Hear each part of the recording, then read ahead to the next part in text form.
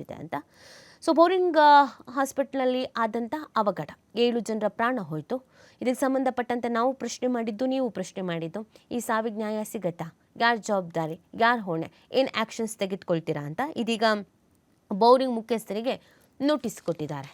Compound ಕುಸಿದು 7 ಸಾವು ಪ್ರಕರಣ, 2 ಎಂಜಿನಿಯರನ್ನು ಅಮಾನತು ಮಾಡಲಾಗಿದೆ. ಕಾಂಪೌಂಡ್ ಕುಸಿದು 7 ಜನರು ಮೃತಪಟ್ಟ ಪ್ರಕರಣವನ್ನು ಗಂಭೀರವಾಗಿ ಪರಿಗಣಿಸಿರುವಂಥ ಮುಖ್ಯಮಂತ್ರಿ ಸಿದ್ದರಾಮಯ್ಯನವರು ಆರೋಗ್ಯ ಇಲಾಖೆ ಎಂಜಿನಿಯರಿಂಗ್ ವಿಭಾಗದ 2 ಕಾರ್ಯಪಾಲಕ ಎಂಜಿನಿಯರ್ಗಳನ್ನು ಅಮಾನತು ಮಾಡುವುದಕ್ಕೆ ಹಾಗೂ ಬೋರಿಂಗ್ ಆಸ್ಪತ್ರೆಯ ಮುಖ್ಯಸ್ಥರಿಗೆ ನೋಟಿಸ್ ನೀಡುವುದಕ್ಕೆ ಸೂಚಿಸಿದ್ದಾರೆ.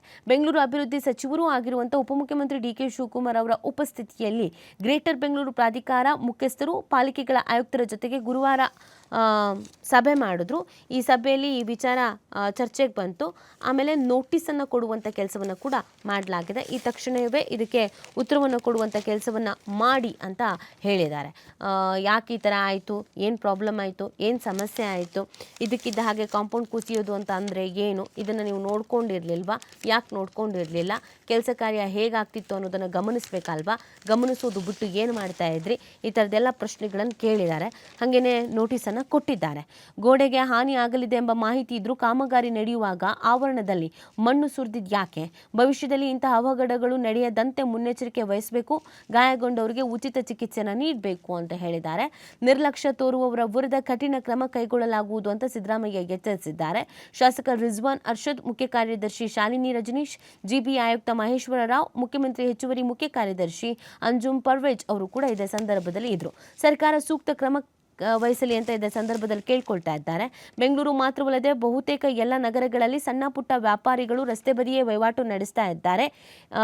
ಏನಾದರೂ ಹೇಳೋಕೆ ಹೋದರೆ ನಮ್ಮ ಹೊಟ್ಟೆ ಮೇಲೆ ಹೊಡಿಬೇಡಿ ಅಂತಾರೆ. ಹೀಗಾಗಿ ನಗರ ಸ್ಥಳೀಯ ಸಂಸ್ಥೆಗಳು ಅವರಿಗೆ ಯೋಗ್ಯ ಜಾಗ ತೋರಿಸಿ ವ್ಯಾಪಾರಕ್ಕೆ ಅನುಕೂಲ ಕಲ್ಪಿಸ್ಕೊಳ್ಬೇಕು.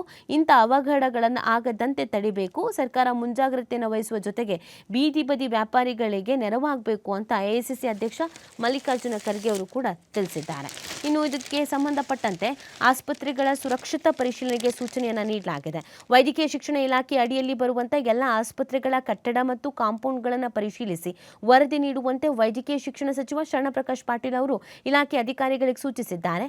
ದುರಂತ ನಡೆದ ಸ್ಥಳಕ್ಕೆ ಭೇಟಿ ನೀಡಿ ಪರಿಶೀಲನೆ ನಡೆಸಿ ಬೋರಿಂಗ್ ಆಸ್ಪತ್ರೆಯ ಎಲ್ಲ ಗೋಡೆಗಳು, ಕೆಸಿ ಜನರಲ್, ವಿಕ್ಟೋರಿಯಾ ಆಸ್ಪತ್ರೆ ಸೇರಿ ರಾಜ್ಯದ ಎಲ್ಲ ಆಸ್ಪತ್ರೆಗಳ ಕಟ್ಟಡ, ಕಾಂಪೌಂಡ್ ಸ್ಥಿತಿಯನ್ನು ಪರಿಶೀಲಿಸಬೇಕು ಅಂತ ಖುದ್ದಾಗಿ ಅವರು ಸೂಚಿಸಿದ್ದಾರೆ. ಇನ್ನು ಕಮರ್ಷಿಯಲ್ ಸ್ಟ್ರೀಟ್ ಪೊಲೀಸ್ ಠಾಣೆಯಲ್ಲಿ ಯುಡಿಆರ್ ಅಸಹಜ ಸಾವು ಪ್ರಕರಣ ದಾಖಲಾಗಿದ್ದು ತನಿಖೆ ನಡೀತಾ ಇದೆ. ನಿರ್ಲಕ್ಷ್ಯ ಕಂಡು ಬಂದರೆ ಅಧಿಕಾರಿಗಳು ಗುತ್ತಿಗೆದಾರರ ಮೇಲೆ ಎಫ್ಐಆರ್ ದಾಖಲಿಸುವುದು ಅಂತ ಪೊಲೀಸರಿಗೆ ಇದೇ ಸಂದರ್ಭದಲ್ಲಿ ತಿಳಿಸಲಾಗಿದೆ. ಸೊ ಯಾವ್ಯಾವ ಹಾಸ್ಪಿಟಲಲ್ಲಿ ಯಾವ ಥರ ಸಿಚುವೇಶನ್ಸ್ ಇದೆ ಅಂತ ತಿಳಿಬೇಕು ಅನ್ನುವಂಥ ನಿಟ್ಟಿನಲ್ಲಿ ಇದೀಗ ಸೂಚನೆಯನ್ನು ಆಂತರಿಕವಾಗಿ ಮಾಹಿತಿಯನ್ನು ಪಡ್ಕೊಳ್ಳೋದಕ್ಕೆ ಸಚಿವರು ಮುಂದಾಗಿರೋದು.